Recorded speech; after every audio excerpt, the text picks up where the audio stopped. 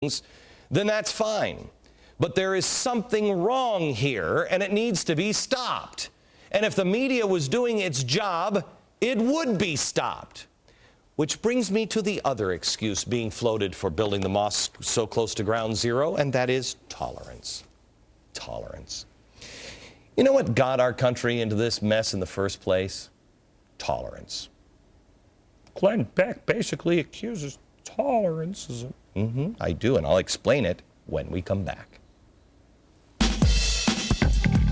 By now, you know about 828, but wait till you hear what's happening on 827. Glenn's big announcement next. Sometimes I'm flippant, and I don't want to be here. I was just telling you how tolerance is the thing that got us into this mess. And what I mean by that is we tolerate stupidity, animosity towards us and our way of life. Sometimes even total destructive hatred. We tolerate it. We knowingly tolerated a radicalized Muslim terrorist in the U.S. military at Fort Hood because people supposedly said mean things to him. He took the lives of 13 soldiers. We tolerated the attempted Times Square bomber, a Muslim who clearly, obviously, has been radicalized overseas because we didn't want to seem insensitive. We were told by CNN and others that he had fallen on hard times and even had lost his home. A father reported that his Islamic son had been radicalized in Africa and wanted to do harm in America, but we did nothing but tolerate it. He tried to blow up his flight to Detroit. The New York Times has just ran a story about the WikiLeaks traitor, a guy who gave up 90,000 secret documents to the press. Oh, but the Times has informed us that he's gay and has had a tough time because people made fun of him as a child. And then, after joining the military, he struggled with the don't ask, don't tell policy, even though he knew full well that that policy was in when he chose the life of a military man. We're all about tolerating. Well, we are tolerating ourselves out of existence. Let me show you the tolerance of some people, wonderful people in this world. Have you seen the front page of Time magazine? Zoom in, will you? Zoom in. Look at her nose. You notice something is missing? This is a story of an Afghan woman whose nose and ears were cut off by the Taliban because she dishonored her family by running away from them because they were abusive. Now, how does this relate to us? A New Jersey federal judge, this guy, just ruled that a man could rape his wife because he believed his Islamic faith told him he could do whatever he wanted because it was a family member. Is there a limit to toleration? Fortunately, this ruling from this guy was overturned. How does this guy still have a job?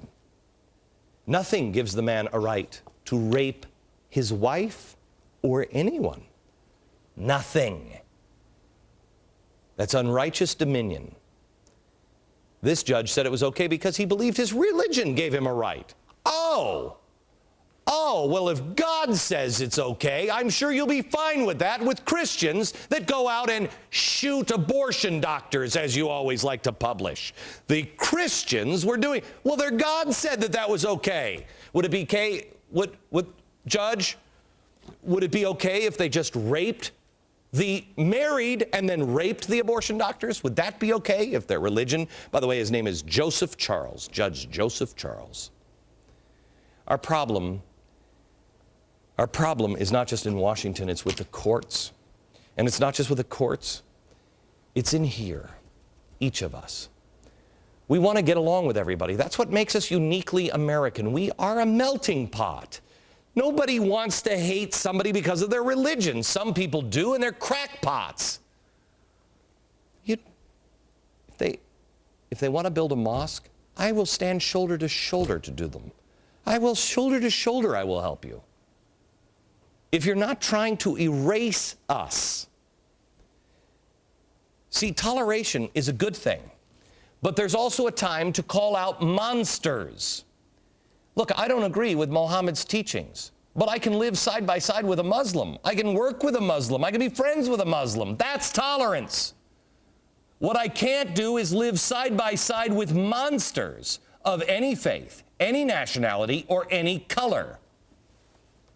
As of right now, it's 5:48.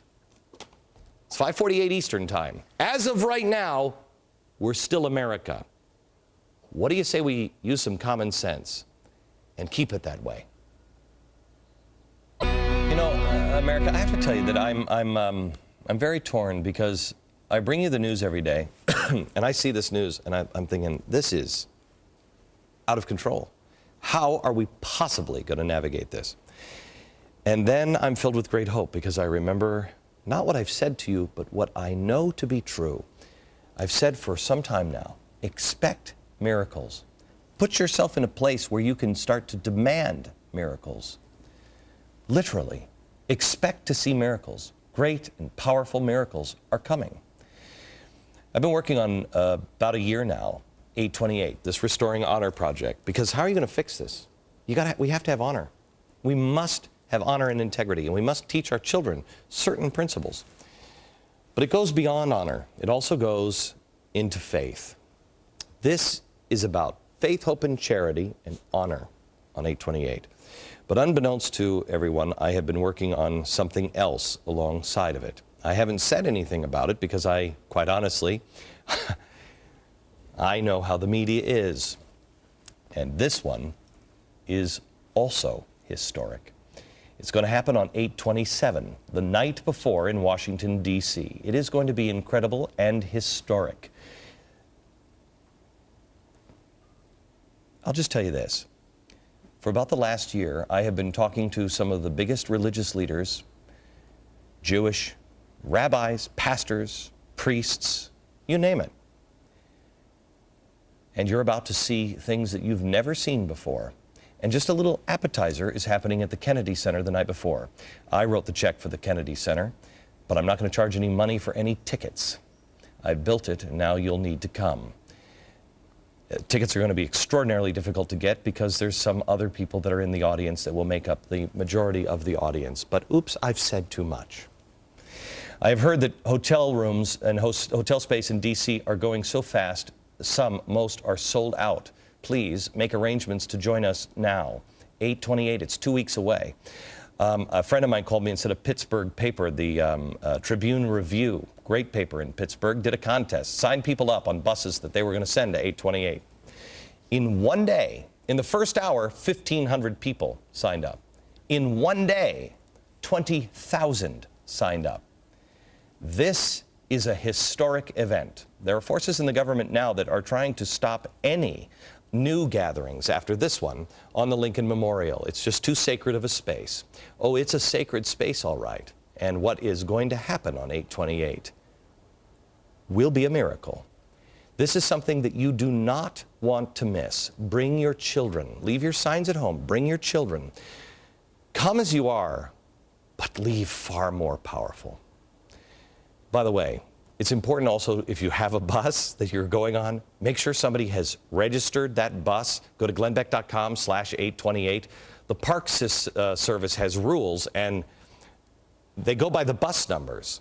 And they don't allow more porta potties to be brought on the mall. It's all according to the bus. And so if you don't register the bus, people may not have enough porta potties. Make sure you go to glennbeck.com/828 and be there because something remarkable is about to happen.